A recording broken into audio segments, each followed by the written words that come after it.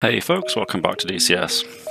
So I haven't uploaded a video for about a week now, maybe more actually by the time this goes live, because through August I kind of burnt myself out trying to do something a little bit different. Prior to August I used to upload a video once every week, and in August I set myself a challenge to do one every 3 days, and I actually did manage it, and the increase in minor leagues was definitely worth the effort. But for this month I just don't have that level of spare time, so I'll be going back to like one video a week, maybe less, because it's just, you know, school started again. It's getting pretty wild. On that topic though, thank you for hopping on board if you did. 250 to 300 subscribers in the last like 6 weeks is pretty major for me. At the moment we've got a percentage split where 45% of you are subscribed and 54 aren't. So if you're, and I know that the math doesn't work out, there's some decimals in it, but anyway, if you're not subscribed and you like what you see, then be sure to hit that subscription button. Whilst we're here, I just want to briefly plug the membership scheme. So I want to thank LGLG, Patman, Agi.exe, Alex Millet, Muzman, Sovereign, Da Pilot, and oh man, what's your name? I know it's something. I don't want to say it's something strange. Murrans, that's it.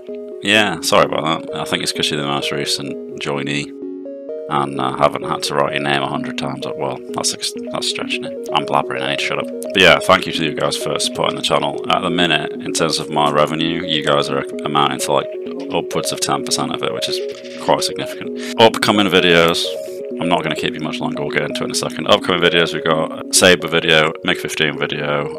I've also bought the F1, so we'll be looking into that. And of course, before all this kicked off with the Enigma 1950s event, I was actually trying to get some footage for the fish bed again, so that'll be on the way at some point as well. Let's get into it finally. Thank you for sticking around if you're still here. Main premise of this video is going to be to look at how the Enigma 1950s event went that ran last weekend. And I say last weekend, it might be the weekend prior by the time this video actually goes up. I have about 10 hours of footage from it. I found myself flying the MiG-15 a little bit more frequently than the Sabre. Those were the two modules I actually bought for the event, and guess when the sale was announced for the fucking event? Literally about an hour after I paid for all 3 modules. Eagle Dynamics were like, hey, guess what, it's the 15-year anniversary, woohoo, look at these, say 60% off, and I was just like, oh my god. Literally, I feel like I'm cursed sometimes when it comes to stuff like this. Anyway, so the event was the Sabre and the MiG-15 primarily fighting against each other, but it also had a bunch of World War II warbirds in there. So on the MiG-15's team were the Mosquito, the P-47 and the Spitfire, and on the Sabre's team were the P-51, the BF-109K4 and the 2 Focke-Wulf 190s, the D9 and the A8 I believe it is. So what sets it apart obviously from usual servers is that it was mostly, well entirely gunfighting air-to-air combat with a mix of jets and props, which I don't think has actually ever occurred in DCS before. And that dynamic actually kind of sang to me a little bit, because I have no interest in joining the World War II scene in DCS because the price to entry is way too high. But this event actually gave me an opportunity to shoot at some props. And it sounds like I'm just sort of seal clubbing and shitting on props, but honestly, it's actually really difficult to get guns on a piston fighter in like a 50s era jet, because they're ridiculously nimble for the most part. Maybe not so much for the Mosquito and the P-47, but yeah, it's something new, and you'd be very surprised how well the P-51, especially the Spitfire and the BF-109, were able to, you know, hold their own against jets. Basically, I actually got killed by P-51s a couple times when flying the MiG-15, because, like, Jesus, it's actually kind of terrifying. What was I flying the Sabre? I forget. I'm sure you'll see the clips. But yeah, so my expectations going into it, because I didn't know which module to buy, which is why I ended up buying the MiG and the Sabre to kind of cover me for both teams, because I honestly expected the Sabre to be the most flown thing, but it was actually quite an even balance. I think a lot of people probably used the free trial weekend things. Well, it's not a weekend, is it? It's 2 weeks. I think a lot of people were probably using free trials for it. I'm on Steam, so I can't do that, and yes, I know. Should be on standalone, but I'm a console pleb of 20 years, and the idea of Steam just doing shit for me just puts my mind at ease that little bit that I need to feel like I know what's going on. So yes, I know standalone's better. I know I could be getting, you know, saving money and all that kind of shit, but it's fine. Just leave me alone. So what was great about the event, whenever there was a server reset and everyone hopped back in, my favourite thing in the whole event was the fact that the frontline airfields were bristling. The server was pretty much full the whole weekend it was running. It didn't really work out 30v30, but there were times where I would be taking off with about 6 people at once, and it was awesome. It looked like something out of a World War II movie, except it was like Korea with MiGs and Sabres. Absolutely amazing. Probably the highlight of the whole event for me. On top of that though, there were a lot of massive furballs above the frontline runway, so above like Shayrat, and I forget the other one now, but there were times where there was a dogfight involving some like 15 plus aircraft above a runway. And obviously these runways are actually active, so there'd be people trying to take off, people trying to land. I tried to land and take off during some of them a few times because you just run out of guns and you're damaged and you can't make it to a further away airfield. So it was just chaos. It was absolutely awesome. Another highlight obviously is when you get a perfect line of shots on target, you know, and you just fire like a full 1, 2, 3 second burst and every single shot connects, and it's just like the best feeling ever. I had that happen maybe like 3 times, but those 3 times across the 10 hours that I played kind of made the whole event. I will be playing the MiG-15 and the Sabre again, like, you know, since the event. At some point I want to try them out against supersonics like the MiG-21 and the F5, but I think they'll actually hold their own pretty well. And I've also, I really regret not doing this sooner, but the Sabre's gun sight, the radar gun sight, it's actually quite good, but I assumed it would be rubbish, so I didn't actually try it until the event was over, which is the regret of my life right now. I'm going to go briefly over some of the differences I spotted between the MiG-15 and the Sabre because I flew both of them. The MiG for about 6 hours, the Sabre for about 4. I found myself flying the MiG more often, but not necessarily because it's better. I'll get into it in a second. So, some things of note that I just want to say about the two aircraft. When you fly in the MiG-15, there's a special options menu setting that makes, basically when you arm your guns, there's like a flip on the joystick, like a little cover that covers the trigger, so you can't pull it without flipping the switch. When you flip the switch, the game changes your head position on your track AR to sort of line you up with the gun sight because it's slightly offset. I hated it so much. If you don't want that to happen, it's in the special menu setting. The MiG also doesn't have an ejection seat. At first I thought, it's a game, is that really going to make much difference? But actually yes, because when you're in a Sabre and you're very heavily crippled and there's not really much you can do, you can call it a day and just, you know, get out of it. Go get a new plane. I mean, I suppose you could go get a new plane by just going back to spectators in the MiG-15, but it kind of feels like you're more of a sort of kamikaze maniac because you're forced to keep fighting until your plane is literally unflyable, which I quite like the dynamic of because the MiG can really take a beating and still be quite effective. So there were times where I'd be flying a jet that had more holes in it than you know, like solid structure left, and actually make it back to base. In fact, that was one of the more awesome things that I forgot to mention in the memorable moments thing earlier. And the other thing I like about the MiG is the old schoolness of having little rods sticking out of your airframe to tell you if your gear are down or your flaps are up or whatever, and there's little cutouts in the slats on the wings to like give you a window to see them. I like that detail. Obviously it's a detail of the real plane. I thought it was quite cool. The Sabre then. The Sabre is it has a really dirty, smoky engine, so there was quite a lot of friendly fire incidents occurring throughout the weekend because people would struggle to tell the MiG-15 and the Sabre apart. Most obvious difference is that the Sabre just shits black smoke out everywhere, and the MiG-15 actually burns pretty clean, which is kind of surprising. You know, you think, oh, Russian stuff, usually maybe not as well engineered, but the MiG-15 was actually using a reproduction of a British engine, so I feel pride, sort of. Maybe not so much in my government trusting Russia not to misuse what we sold them for civil aviation purposes, but that history lesson is something for another day. But basically you can tell them apart by the smokiness of the engine. I also really like the Sabre's pilot model. So for such an old module, the pilot actually has a degree of animation. Part of the startup procedure involves moving the throttle through 2 different idle detemp positions, and the shape of the throttle means that at first you're kind of holding it like a joystick, and then when it's a certain degree forward you kind of shift your grip on it, and the animation for the grip shift is actually quite I'm impressed they actually bothered to include it, basically. So it's not high praise, but I didn't expect it to be that good. What I don't like about the Sabre is that it starts kind of like the F5 with the air brake out by default.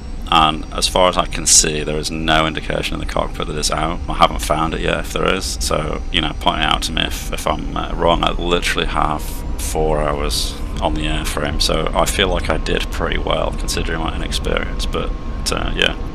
The other thing as well is that it feels a little bit WarThundery, and I'm not saying that that's because it's like wrong or whatever, but in WarThunder it's quite a common thing that if you drop your gear or your flaps above a certain speed, they basically just rip off. Now they don't rip off in DCS, but they do get damaged to the point where you can't retract them anymore. And the Sabre, if you go above, I think it's like 210 knots or something, might even be lower than that, then your nose strut kind of just bends inwards and then you can't raise it.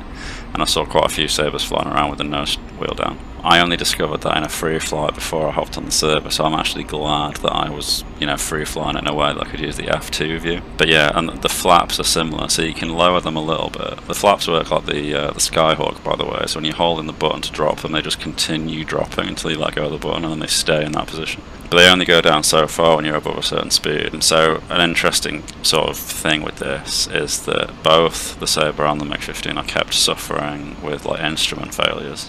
And in other jets, it's usually because you forgot to turn the pitot heat on that your speedometer stops working. But I couldn't find a pitot heat switch in either jet, and I could have probably Googled it. But the event was only running for 24 hours, and I didn't want to waste any time at all. And no one would have told me in the chat, in the comments, and, you know, in the game chat. I asked a few times. So if you know where the pitot heat is, or whatever else it might be that's causing instrument failure in the MiG or the Sabre, let me know, because that would make them a lot easier. But the biggest problem with that is that obviously the Sabre's gear breaks if you drop it when you're going too fast, but I didn't know how fast I was going. Like my speedo was basically saying like 300 knots all the time, even if I was doing like 600 plus. I ended up using the flaps to figure out my speed for the gear, so I'd force the flaps down and I'd be looking over my shoulder to watch them start to drop further than their speed limited angle was, and when they started dropping more I'd be like, okay, now the gear's okay. I didn't really have any problem like that with the MiG. You can drop the flaps at any speed, it would seem. MiG really feels like flying the MiG-19. The startup procedure is even similar enough that I could probably have guessed what it was if it weren't for the fact that there's some like engine spool nuances where you have to sort of incrementally increase it as you go rather than it just being a button. The Sabre and the 15 both suffer from control lockup above a certain speed, and the first time this happened it felt like a kind of lag, not rubber banding lag, but you know when you get like input lag when you have high ping and you like do something it doesn't quite react in time. It reminded me of that. And then a similar thing that happens is that you'll have to actually counter your own inputs. So if you try and roll left and then you center your stick, it will just keep rolling until you like roll right to balance it out. Kind of feels like using the you know, like in a helicopter. It's not called collective. It's like cyclic in a helicopter. If you hold it in one direction, it just keeps going until you counter it. It feels like that, but only when you're at like high lockup speeds. Interestingly, the elevators always seem to be relatively fine, but you'd really struggle to roll even using rudder. And I ended up losing veers and getting hit, and you know, catching a 6 a few times because of control lockup. So as a roundup, I think that as a full fidelity module, the MiG-15 is actually slightly better than the Sabre. The worst thing about the Sabre for me is the fact that when you turn it on, everything is on, just anyway. Like the radar gun sight just works, and then beyond that, all you got to do is arm your guns, which it doesn't even really feel like an arming procedure. Like you don't have to do anything to chamber around. You just rotate 2 dials, like one to say you want to use all 6 guns, and then one to say that guns are what you actually want to shoot and not like rockets or whatever. And the MiG-15 is quite like the MiG-19 and the MiG-21 in the sense that you've got like a button that arms the guns, except obviously there's 3 guns. The startup procedure has a lot more to it. In the Sabre, you literally press battery power on, and then the starter motor, and then you flick that switch the other way. There's like 3 controls, and then you press idle twice, and that's literally it. It's borderline FC3 in its complexity. The MiG-15, there's quite a lot of switches to flick, You've got to arm the guns. The startup procedure is a bit more nuanced. It feels more akin to the 19 or the 21. Russian stuff of that era is basically just switch flick simulator, but that's kind of what you want from a full fed module, isn't it? So for me, the Sabre it basically just feels like FC3. I like FC3, but I didn't expect it from a full fed module, especially not one that sells for like 40 quid. It could really do some update work, 100%. The MiG-15 though, it has large chunky cannons that are pretty difficult to aim, but the damage they do is extremely underwhelming. Or it could be that the Sabre's damage model is completely fucked. I felt like I had to work a lot harder with the MiG because you have to actually use rudder to roll if you want to stand a hope in hell of competing with the Sabre's roll rate. But when you use rudder, you kind of get flung off to the side a little bit, so there's a lot of bounce. You have to use trim a lot to counteract the pitch bounce as well, so aiming the MiG is much more difficult. You have much lower rate of fire guns with a lot less ammo, so hitting stuff in general is much harder, and when you do hit, it's generally quite underwhelming. With the Sabre has 50 cal, so it's kind of to be expected that hits with that are underwhelming, but getting hits is a lot easier because the plane's more forgiving, you have shitloads more ammo, the rate of fire is higher, and 50 cals are just easier to aim because they have very high velocity, they can reach out a silly distance. P-51s were actually terrifying. They seem to be able to point the nose, and 50 cals just seem to go forever. As a reminder then for upcoming videos, there's going to be a video on the Sabre and the MiG-15, so I'll be going over all this in more detail with like some more fixed examples. Take a look at becoming a subscriber, and I'd really appreciate you considering joining the membership scheme as well, because it just allows me to buy modules at a more frequent rate, and I can cover more content. And I'm quite happy to take video ideas from people that are in the membership scheme. There's private Discord channel for the members if you hop on the Discord. Hop on the Discord anyway, by the way. There might be some events planned in the future where I'm thinking maybe get a bunch of us together to just YOLO a runway and frogfoot or something on Enigmas. Thought they'd be quite funny. I hope that Enigma thinks about running similar events to this in the future. I would quite enjoy just the exact same event done again, to be honest, maybe with a few tweaks here and there for balance. The runway defences were woefully inadequate. Some better air defences will probably go a long way to improving things. What stories do you have from the event? Did you play it? Were there any memorable moments that you had? Any like awesome kills? Any crazy dogfights? I know that there were a lot of you on there, and I spoke to a few of you on SRS on the day. I was involved in a few dogfights with a few of you, so share some stories in the comments. Let me know how you thought of it as well. Maybe you've got some ideas for what Enigma could do for another event in the future. But yeah, thanks a lot for watching if you made it this far. I know it's kind of just a rambly, more like a vlog really than a video. I'm just going to sort of try and put relevant footage in the background of whatever was going on, relate to what I was talking about at the time. But apologies I couldn't get a video out sooner for just being absolutely up to my eyeballs with stuff at work at the minute, and 10 hours of footage takes a while to sift through for meaningful bits and bobs. But thanks a lot for watching, folks. Leave me a like, comment and all that sort of shit, the usual YouTube spiel, and hopefully I will see you in the next one. Cheers.